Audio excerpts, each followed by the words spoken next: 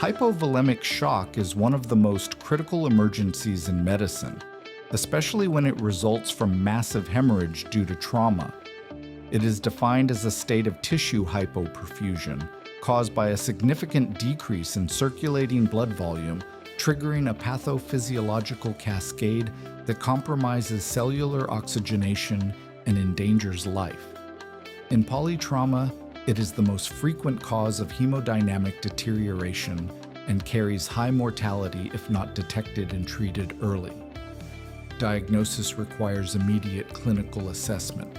Signs such as tachycardia, cold skin, altered mental status, increased capillary refill time, and decreased pulse pressure are early indicators of hypoperfusion. Initial treatment focuses on controlling bleeding, securing the airway, optimizing oxygenation, and restoring intravascular volume through targeted fluid therapy. Strategies such as controlled hypotensive resuscitation, intraosseous access, selective use of blood products, and damage control surgery are pillars of comprehensive management.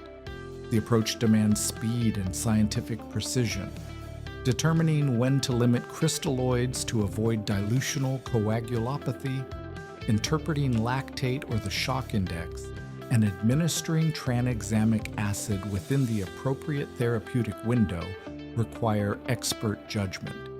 Advanced training in this area reduces mortality and redefines clinical leadership in critical scenarios.